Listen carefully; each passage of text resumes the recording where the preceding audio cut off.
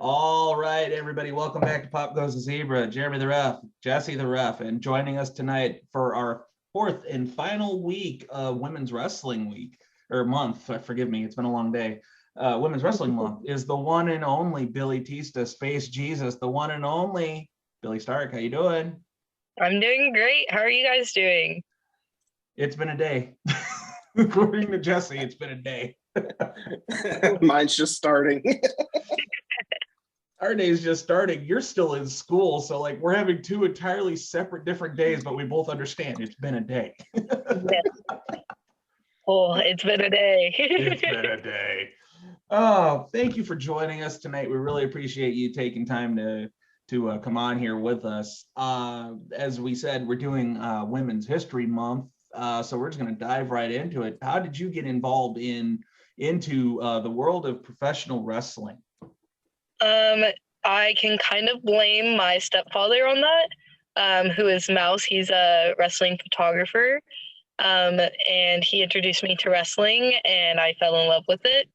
And then I later on got trained at Grindhouse, who Madman Pondo, who I joked was going to be my trainer for the longest time, introduced me to the place I did get trained at. Oh, there you go. There you go. When did you at what age did you start training to be a wrestler? I started training at 13. I believe it was like March of 2018. That's really incredible because, like, you know, here, there, and yonder, you'll meet people that, you know, you'll say, you know, how old are you? When did you start training? They're like, oh, I started training when I'm 15. When I was 15, my parents let me do it, and yeah, I was like, okay. That I guess I can honestly say I don't think I've ever personally met anybody that has started wrestling training at 13. So that's definitely an anomaly in my opinion. That's very cool and unique. What kind of drew you to wrestling itself? What kind of made you fall in love with it? And I know you said Mouse kind of like introduced you to it. Like what drew you to wrestling? I don't know truly what it was, but it was just like this connection that I had with it. When I was watching it, I was truly entertained and I wanted to do it for other people. And I could like feel like I have this love for this thing. I want to like give it my all. And I was just invested. And I'm so stubborn that I never changed my mind. So since I was like 6 years old, I'm like, this is what I want to do. Okay, so that was going to be my next question. Like, did you grow up watching it, or was it like Mouse started taking you to shows and like that was what did it? So you said you were watching from a young age, so you're a lifelong fan. That's outstanding. What would be your earliest memory of professional wrestling? Like I remember some WWE like Raws that we would go to, and then the next were like NXTs and like actually going to the Nashville shows. I remember like my first ever indie show, and like little stuff like that. I think the first indie show that I ever went to outside of my home promotion was probably AAW up here in Chicago. It was the Windy City Slam. And the first match of the night blew my mind. They were starting with it. It was Mustafa Ali in his go home match before going to WWE versus ACH. I'm like, wait, they're starting with that banger. They started with that match. That's the start. Okay, you know, so it's crazy. Like I always see if anybody can remember the first, you know, the first memories. What would you say has been like the biggest change that you've noticed from your time starting in wrestling to now in terms of like the grand stage of how women's wrestling is perceived? I feel like it's more respected. I will definitely say that. And it's like slowly built up more and more. There you go. What are your hopes going forward for women's wrestling? You know, like I feel like we're at a pretty good point now where you're starting to see, you know, they have like whole promotions just strictly dedicated to women's wrestling. You're starting to see like independent shows where it's main evented by a women's title match, you know, etc. In your opinion, what would you like to see like the next step of in the evolution of women's wrestling be? Honestly, get more women involved with wrestling. I feel like there's so little of us on the independents, because like as soon as you hit like the height of the independents as a woman, you're automatically signed, because there's such scarcity of us. And I will wrestle the same girls over and over and over, because unlike the guys, there's not this steady stream of new women wrestlers coming in. Right on. Yeah, that's a really good point, honestly. Like, I'm not saying it's a bad, well, I mean, it is a bad thing in terms of the number of people. It's never a bad thing to get comfortable working with someone when you're working with them a ton, because, you know, back in the days, you know, people would do whole territories and loops, working a program for like a year with one person. But to your point, you know, on the circuit right now, like you'll see you'll see the same match that's in Chicago will main event in Atlanta, will main event in LA, and it's the same too. And, you know, I never thought about that before. You're right. Like there isn't the variety in terms of women's matches that there is compared to the guys. And that's a really good point. Going back to your development in wrestling, what would you say was like the hardest thing for you to grasp starting out in terms of performance? Probably just relaxing. I was a cheerleader before I was a wrestler, so my motions were always very sharp, and I was like, I need to just stand completely straight. I cannot relax. And that was like my biggest problem that I had to like break. Like I, in my head, did cheerleading for wrestling, and like I did cross country too. I was like, oh, this makes sense because it'll help me with like body control and flipping and this and that. Yeah. But then I did cross country for cardio. But as it like helped me with like body control and rolling and doing this and being in decent shape. But it like broke my body to the point I was like, I need to relax. I think I remember telling you in one match, hey, relax. Because you were just like all tense. I think it might have been when we were in Tampa. I just remember looking at you like, hey, relax. Chill out. Chill out. Chill out, kid. Chill, pal. It kicks in every once in a while. Yeah. Oh man. No, it's hard to break like second nature stuff that you've learned like when you were younger. So like, yeah, like, oh, I gotta be all straight. Oh no, my body does not like this when I hit the ground and I'm all rigid. Like everything now hurts.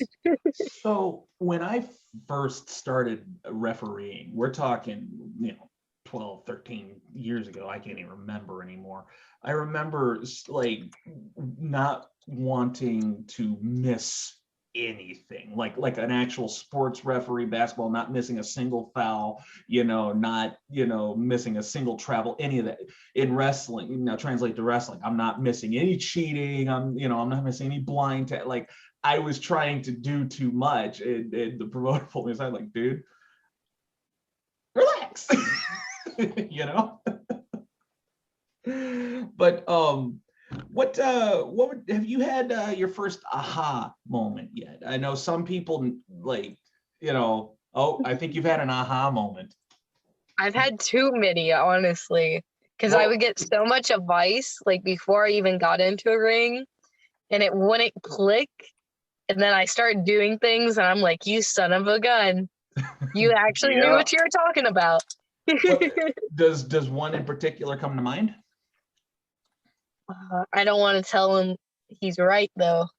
I can't ever give Mouse credit.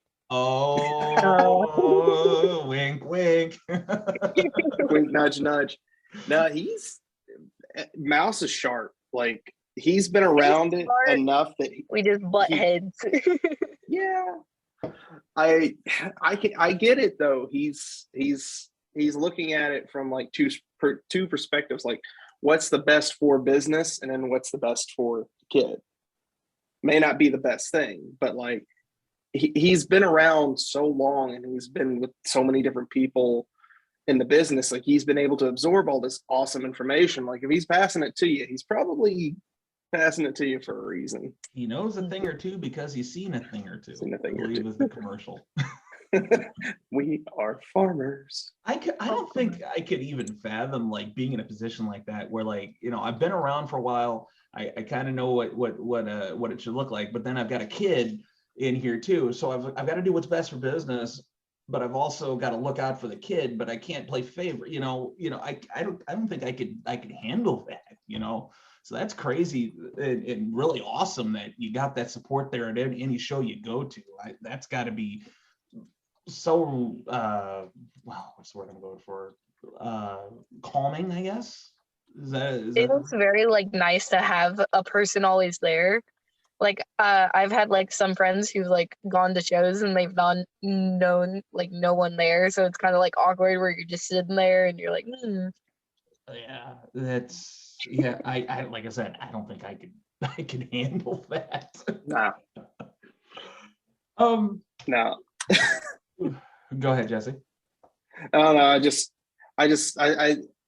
Mouse is one of those guys, like every time I'm on a show with him, like I love being able to pick his brain about little things, like what he sees from his perspective and like what he thinks would help. Like it's just so interesting to get the different perspectives from everybody. Like he's ringside seeing as much as the action as I am, but he sees things in a different light. So it's always, anytime I'm around him, it's always been a joy. I miss doing shows with him. You want to hear something funny? Mm-hmm. He says even though he shoots ringside, he remembers none of the matches. He only remembers how fans reacted. I believe it. Yeah.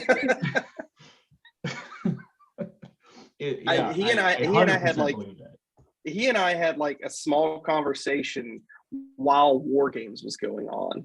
Like we're having this conversation on the outside of the cage while all this crazy chaos is going on. Because I was leaning in. Yeah, and then I was kneeling down and I saw a really cool shot and I'm like, hey, come over here. I think this would be a really cool shot. And we're having this conversation while all sorts of chaos is going on. Of course, he's in the moment, so yeah. So for you, what would you say has been the biggest moment of your career thus far? Oh, I want to say Mania Weekend. Mania Weekend was really big for me, and it was my first ever one, and it was just a joy to be part of, and I feel like it also pulled more attention towards me. So my schedule has been packed. That's not a bad thing to have happen, Any dream opponents that you'd want to work with in the immediate future? Who comes to mind? Millie McKenzie, always number one until I have that match. Oh, I've said it over and over again. That is my dream opponent till the day I die. Somebody book it. Book it. She got signed to the Fed. Oh, that's right. She's on NXT UK right now. But like, I was just like, dang, because it was just like out of nowhere too. I wasn't prepared for it. I was like, no. She wasn't ready. But like some people that I've been wanting to wrestle, I've gotten recently. Like there was Charlie Evans, and I wrestled her at Freelance Underground. And then this weekend, I'm wrestling Jessica Havoc, who I've never faced. Oh man, that's gonna be awesome. Yeah, it's gonna be great. I'm so excited. It's gonna be on Wrestler Revolver. So happy, so excited. That should be a banger. That should really be a banger. Jess never takes a day off, man. She Neither do bring I. your lunch pail. You bring your lunch pail. I love it. I love it. I love it. I love it. What's been your favorite match so far that you've had? It depends on like what I'm looking at, because like favorite match to watch, it's probably me versus Kylie Ray. I had that. And yep.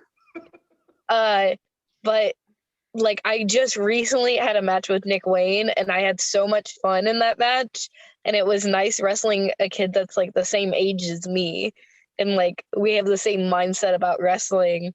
We're like, look at all these old people talking about people in their 20s. Everybody folds their God. arm and disappointed. That makes me and Jesse ancient. We're in our 30s. How do you think I felt? I did her in My dentures are falling out. Starboy Charlie's match, the opening for Joey Janela's spring break. I'm like, I'm the oldest in the ring. I was like, I got two kids in here. Oh no! I was taking people's lunch money in high school. You weren't even born yet. Oh Lord. Oh God. I lost my train of thought completely. I had like 6 more questions to ask, and I can't remember a single one. It's been a day. Forgive me. Derailed. Oh God, Jesse, bail me out here, brother. I need a tag. I forgot the spot. Hot tag. So, like I said, you got to be involved with a bunch of really cool stuff on Mania weekend. Like, what was one of the coolest things that you got to do? Because that was such a fun week. Just being part of spring break at all, and then being the opening, I was not prepared. I was like, what? And then it was the first time I ever wrestled Charlie too. And we've been like, oh, this match is going to be fun. And I had a great time. And then I'm going to break kayfabe for a minute. So me and Charlie are in the back, like calling the match, doing stuff. And Brett walks over and he goes, oh, Charlie, you're up. And Charlie is like, okay. I was like, okay, Charlie, what's your finish? And Charlie goes, I don't have a finish. I don't remember the last time I won. I was like, Charlie. Actually, I must have already headed to the ring at this point because I don't remember that conversation. I think I'd already gone to the ring. And I think I remember asking, like, I didn't even know the finish. I was like, well, what's the finish? Because we didn't know. We finished, like, figured it out during, like, our entrances. It was like, yeah, because like I went to him and I'm like, hey, what's the finish? He goes, I don't know. I'm like, what? I go to you. What are we doing? Oh, Lord. All right, let's go. Figured it out. We figured it out. It was fun, man. I just remember that crowd was so electric because like it had finally cooled down. It was in the evenings. There were so many people there. We weren't having heat strokes. Weren't having heat strokes. And you guys come to the ring. And I mean, dude, that pop you got was incredible. And it's like, I think it was Emil J was in the ring with me. I was like, wow. I was like, all right, we're starting spring break off right. Kids are going to basically like kick the door open. So everybody's got to follow it, man. In 12.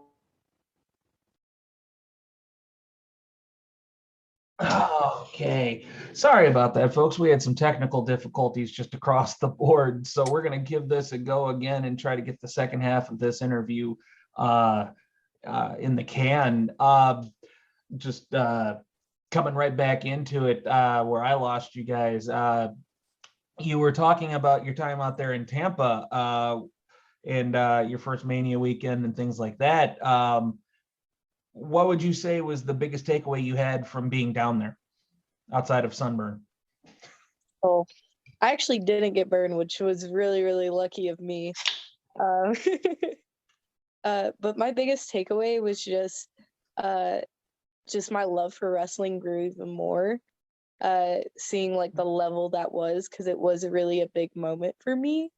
It was probably one of the biggest audiences I've also wrestled in front of. So seeing like that many people in one place just enjoy the same thing as me was really great. Jesse, I know you got sunburned as hell out there. You texted me about it.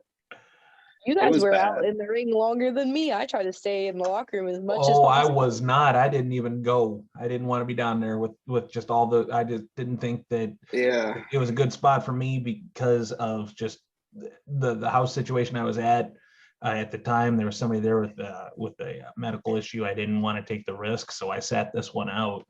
But yeah. Oh God, it was up the entire time. I was like, no chances. Yeah. It was, like I said, it was a crazy weekend just from the heat, people not drinking water, gotta some hydrate. of the matches. Yeah, gotta hydrate. Hydrate or dehydrate. Yep. I do remember a couple times working a match with somebody, and they would lay on the canvas, and they would come up, and there was bits of paint stuck to them because it had got so hot that it was coming off of the canvas. I think it was like Jordan. It was Jordan Oliver was one of them. He's like, "Oh God, that sucks." I'm like trying to get the paint off of him, and I think you worked alley. I was trying to stay off that canvas as much as possible. You see me just sit in the buckle most of the time. Lock up. You did. Don't be on this.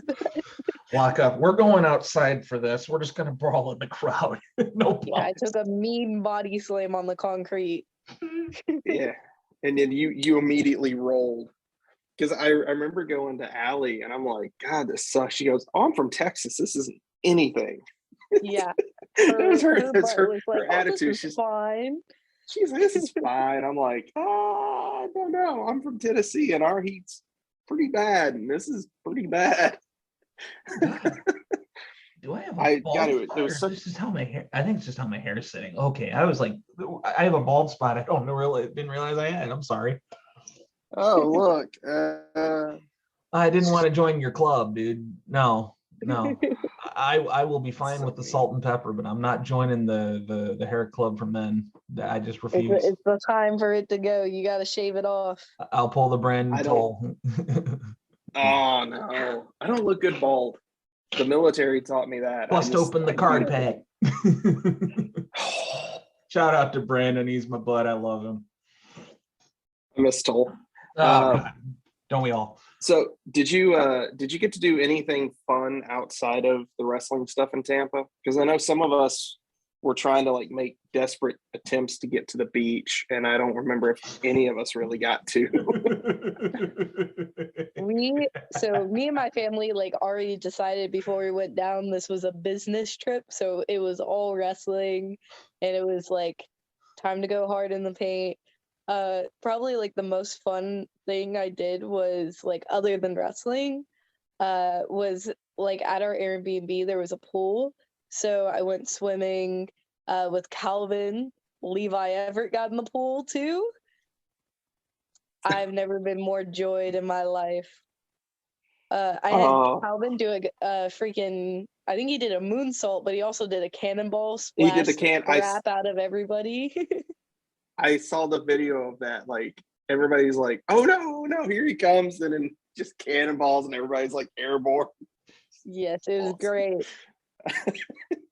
We were getting yelled at because we started like tossing people into the pool. We had like power bombs, Canadians. We were having a great time. Inevitably, when you get a group of workers in a public swimming pool, eventually that swimming pool is going to turn into a wrestling ring. Can confirm. See, I had fun down in Tampa too, but I was there like 3 days after everybody left, and I'm still upset I didn't do the video that I said I was going to do. Just show up. You should have done it. Walk out of the airport just like wearing my gear, just like, all right, so where's the shows at? Where is everybody? Where's everybody? Oh man. So something that I've learned traveling is like, even if you're there for business, you have to like take a couple hours for like pleasure and like go explore, go walk around. Every city that I'm in now, I always try to do that. And like Tampa was no exception. Like I walked from my Airbnb to the venue a couple times, and I kind of just explored, and it was so beautiful down there. Like I don't know where y'all's Airbnb was. The area that I was at was not, like I said, not far from the venue. So like all of the architecture was very similar, and it was such a cool feel. And it was just, the only downside was it was so damn hot. My second favorite part was like we went to go get food close to where the venue was for GCW and stuff. And that there's like this chickens area where the chickens roam free. Yep. And you could just go, they're like, please don't feed the chickens. They're city chickens. You just let them vibe. And I was like, I'm going to chase these chickens around. So Calvin and Levi were responsible for me, and they're just like, can you leave them alone? I was like, no, I'm hanging out with them. They're my chicken friends. Chicken. I do the same thing with ducks. Anytime I find ducks, I have to fight geese. It is just ingrained in my DNA. If I ever see a gaggle of geese, I have to fight them. Or is it They're murder? mean. A gaggle? It's a gaggle of geese. Gaggle. A murder is Gaggle of geese. It is a crows. battle royale right on site. Oh, those Whole bunch of fuckers cobra are chickens. nasty. I hate geese. They're mean. They're nasty. Can't Be stand them. goose, do crimes. No, one bit me as a kid, and I've never forgiven them for it ever since. He bit me right on the belly. It hurt like hell. It sucked. Yeah. Like I said, geese they're so temperamental, but like they can be So am really I. cool. Well, that's why I like ducks. Ducks are just like, they're happy if you give them some seeds and some grapes and just get whack, whack, whack, whack, whack, whack, whack. They taste pretty good too. I wouldn't know. You've never had duck? No. I don't think I've ever had duck. I had like duck fat on fries, but I was gonna other say than it's like the that- best parts of chicken and turkey rolled into one delicious bird straight to you from God Himself. It's wonderful. I've heard it's good. I've just never had it, so it's on my Solid. list. Solid. I might have to throw some Three Brothers I on. haven't had on there. lamb, but I haven't had lamb or duck, but I've had kangaroo, alligator, and I love llama, gator. or it's llama and alpaca. So I was planning my trip to Tampa, and it legitimately got to the point where I was planning my itinerary based upon what places were serving gator on the menu. That was literally it. I was like, I don't care where I'm going.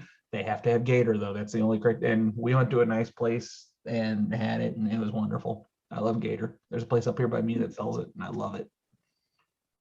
It's like chicken nuggets with a fish aftertaste. I just Ugh. feel like it has a weird texture. Every time I've tried chicken. gator, it's like a weird texture. Everybody Mm, says I sense texture. it I don't. taste. Can you taste texture? I can taste like the chicken part of it. It's like the feeling of the meat. I'm a very texture eating person. That's why I love onions. But like certain textures I don't like. Like tomatoes texture I don't like. I love the taste of tomatoes, but like I when don't like you tomatoes, but I like Oh. ketchup.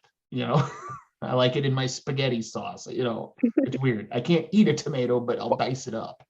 Well, it's like I've got a nephew that will not eat any meat that has like string on it, so he won't eat chicken because he gets like real stringy. It's a texture thing with him, and I'm like, yeah, it's okay. It's a new one, it's just but picky eating. Picky eating just kind of, that's one of my pet peeves is picky eaters. Just drives me nuts. especially when you're all piled in a car and nobody can decide on like where you want to go eat. And then you try to take charge. I'm like, all So right, let's just bad. go here and deal with it. No, well, we got to talk about it in committee. It's one of the reasons I ride alone, by the way. I just can't do the whole, 3 hours of trying to figure out what burger joint you want to hit. But Facts. Unless you're in Chicago, then it's Portillo's. Of course. So we were driving back from Chicago with Charlie Evans, and we mentioned Portillo's, and she's like, "Oh, I've never had it," and we're like, "Yeah." And we started to think about it, and we're like, "Oh crap, she's vegan." We're about to take her to the place that is like freaking hot dogs, sausages, hamburgers. I was like, you know what, we should probably pick something else. So we Old went with Chicago. the good classic Taco Bell. yeah, old Chicago it didn't exist. Veganism did not exist to old Chicago. See, Oh. now I'm really upset that I'm not on the Chicago show coming up next month because I'm like, man, I'm really wanting me some Portillo's. Parties. I Like keep the waiting for 8-hour 'em. drive just for a hot dog. So the closest one to me is in Maryville, which is just north of where Black Label runs by about like 10 minutes.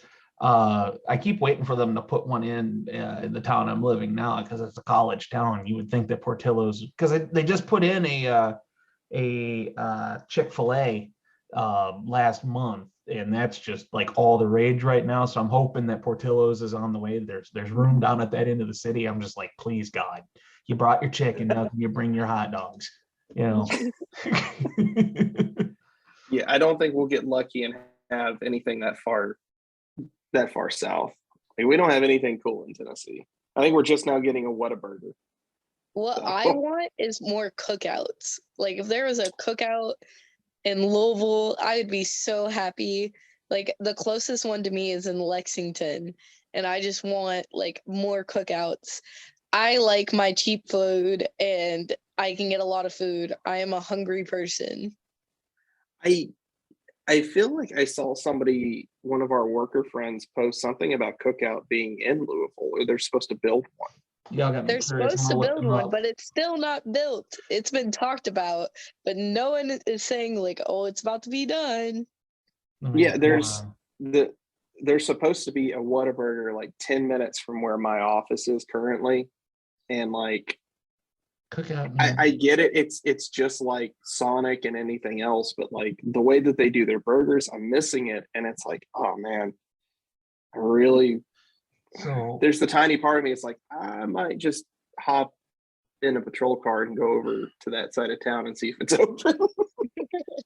Cookout. I'm seeing a lot of like Virginia, Carolina.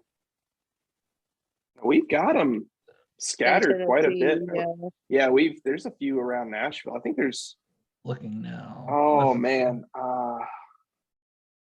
I was just on that patrol route the other night. That's over where Basement East is, and I feel like I saw a Cookout over that way. Yeah, there is, because every time we've head down there, we kind of hit it up.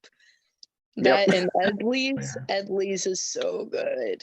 Yep, Edley's is right behind Basement. Like I said, I literally one of the Mapcos that I have to go to is like 2 blocks from where that is. So like I'm always in that area, and I'm always looking around for like food places, because I know once GCW comes back to Nashville, they're going to be a Basement. So like people are going to be asking like, hey, where are we going to go eat? I'm like, I got the places for you. So within walking distance. Walk there. This place is like the best parts of all the restaurants rolled onto one menu. Jesus. You never had Cookout? No, I've never been to Nashville. The only, It's not a Nashville. The only time I was anywhere near North Carolina, I was wearing a uniform and I couldn't go anywhere. Fair enough. Yeah. Well, like I said, Cookouts they're starting to get traction in other places. So I know we've got several around here. I know I've seen several in Kentucky, but maybe I'm misremembering that. I don't know. But yeah, no, Cookouts, their milkshakes are great at like 2 a.m. Bro, I am a milkshake connoisseur. Like I won't touch White Castle because it just does terrible, awful things to me. But I will put their milkshake up against a lot of people's milkshake because that thing can go. White Castle is garbage. Garbage. They have a decent chicken cheese stick. No, I don't want any of it. You eat White Castle if you want to cleanse your body and just poop your pants all day. Yeah, I won't touch it. I remember they had it in catering at a place one time. I had a slider, a single slider, one single insignificant. Oh God. Oh, I've been in some tight spots in the ring before, but that was easily the most miserable moment of my career. Was because it wasn't even that it went through me. It sat in my stomach. I can point it out on you where it sat in my stomach for 3 days, and it didn't go anywhere. They're called gut bombs for a reason. Oh, those and Crystal. Like I will not. I enjoyed Crystals more. Like Crystals is not like a top tier food place where I like recommend people to go. But I tried it because people were like, "Oh, you should try it." And I was like, "Okay, I'll try it." It did not destroy my stomach like how White Castle does. And I feel like they have more like chicken options, which is better because that's usually what I lean towards. Yeah, the chicken. See, me, I like my greasy sliders. They're great. They are. There's a Crystals near the town that I'm going to be in this weekend, and I stay in Huntsville. So like I have to drive right by this Crystal. So every time I'm on my way back to my hotel, I will always grab a sack, or not a sack full, but I'll grab like 6 of them and just start hammering them out in the car before I get to the hotel. Because I don't want the hotel to reek of Crystals. I love them. I love those in White Castle. All right, so while we're on the subject of food, let's touch on it. We've done it before. We'll do it again. Billy, in your opinion, you're a well-traveled human being. You've been here, there, and yonder. In your opinion, What place? And I'm gonna kind of put some parameters on this, so it's not as hard a question. What place, fast food place, has the best burger?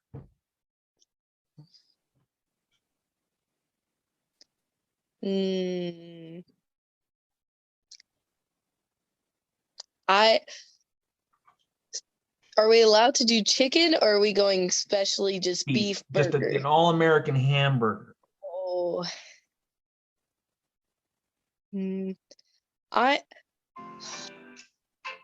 Yep. My brain's like, wait a minute. There it is. I'm going to go with Steak and Shake's Cajun steak burger. Okay. She's not just snappy with a simple cheeseburger. It's the Cajun steak burger. Okay. Yeah, that's one of like my favorite things to get. And they also have like the Cajun steak burger sliders. Yep. Also fire. Yeah, I'm just over here happy just to have anything with bacon on it. I'm good with a Wendy's triple baconator because I'm a fat piece of trash. I was thinking Wendy's, but I was like, do I give them credit? No. Yes, all hail Wendy's. They are going to be our overlord one day. You can't speak ill of Wendy's, because if they catch wind of this, they're going to roast you on Twitter. You have to fear their Twitter game, bro. No. Don't get me wrong. I absolutely love Wendy's. Like, there's one not far from the office. I'm going to have to head out in a little bit. I'm going to be getting a Wendy's. But if for my opinion, for like a fast food burger, I'm going with Five Guys. Oh, yes, Five Guys. Why did I not? But I don't know. My problem with Five Guys is I've had bad service. Yeah. Okay. I had great service at Five Guys. I've never had a good experience at Five Guys. I've been there a handful of times, and every time I've rolled up, and it's been like just normal business hours, they've treated me like I was an inconvenience. And like, I don't have one of those, I need a specific, way. I just like, I get a double cheeseburger, ketchup, mustard, and pickle, something simple. And like, you would think that I was trying to pull these people's teeth out the way they, just talk to you. I was like, damn, that sucks. Yeah. So like I think you need to go to a better Five Guys. I think you chose. I've been to different ones that like I've been all over. You chose poorly. No, every time I go, like the ones down here, and one of the nicest ones I've been to was in Orlando, and yeah, it's always been great. Like double cheese, grilled onions, ketchup. That's my jam. And you got that like hot aluminum foil wrapper, and you're just like, oh. See, this is why we're never writing to a show. I'm like, give me all the way, just no pickles, no tomato, and I was like, go for it. Oh yeah, where you get like everything on it. Yeah, no, I can't do that. I want my food messy. I've watched a friend of mine like wear half of it. Like it was dripping everywhere. I'm like, we still got to be out in public, dude. He's like, oh, I got another shirt in the car. Change your shirt. No, it's like for me, like I said, for my money, Five Guys. I mean, we got our regular burger chains, but yeah, if I can find a Wendy's always comes in clutch, especially like 11, 12 o'clock at night. Who has an underrated burger? I'm just talking meat quality, who has an underrated burger patty? Dairy Queen. It's underrated. I don't know. I go back and forth. Like Dairy Queen does me really good and then does me really crappy. There's no in between. Yeah, they flip the burger over for you so it can stick to the burger. No, the last 2 times I've had Dairy Queen, it's not been that good. It's been kind of. You got to go to a better Dairy Queen. Yeah. Oh. Yeah. Oh, by the way, have you met my friend Stanley? Since I'm going in on you, I'm gonna go in on you all the way. Met my friend Stanley? Anyway. I'm not even gonna touch what you guys have going on right now. That's why I'm only showing two. It's why I'm only showing 2 cups. Complete transparency. We only talk about 2 cups now. That's fair. Anyways, awful segue. Yes. I was like, yeah. So like, I'm sitting here. I'm looking at when my officers are coming in, and I'm like, okay, once the second batch come in, I can go out and get me something to eat. And I'm like, all right, what burger places are going to be open? Like now we've got me wanting a burger so bad. It's an interesting subject. Well, let me get you off of burgers real quick, because we're going to segue a little bit here into the finish. But before we do that, we're also going to semi-advertise next week's episode. It's all about your favorite conspiracy theories. So, Billy, while we have you, what is your favorite conspiracy theory? It doesn't have to necessarily be a real world conspiracy theory like Little Green Martians.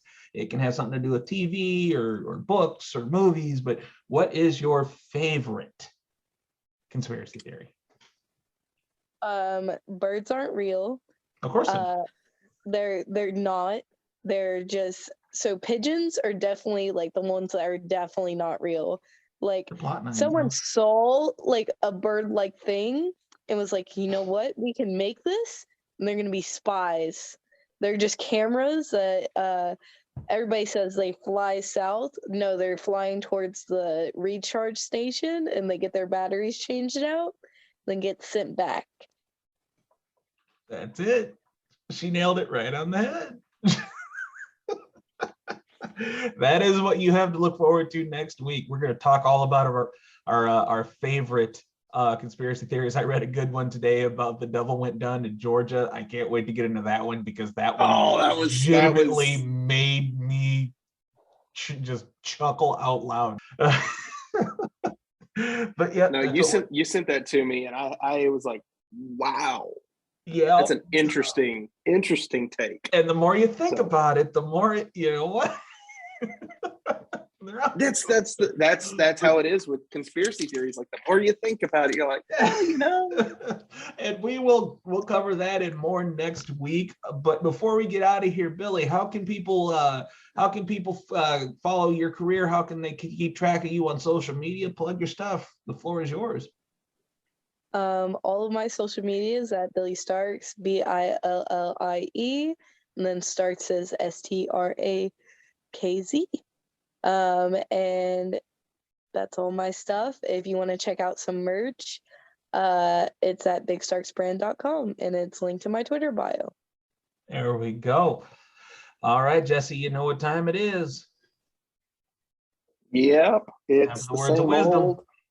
The words of wisdom is never add to the population. Don't subtract from the population. And please don't be the reason why we're having our safety briefing again on Monday. Please don't. I hate safety briefings more than I can describe in mere words. But with that being said, this is the crew of Pop Goes the Zebra wishing all of you on Earth a good night. And we will see you next time. Bring your tinfoil hats. We're about to get crazy. Peace.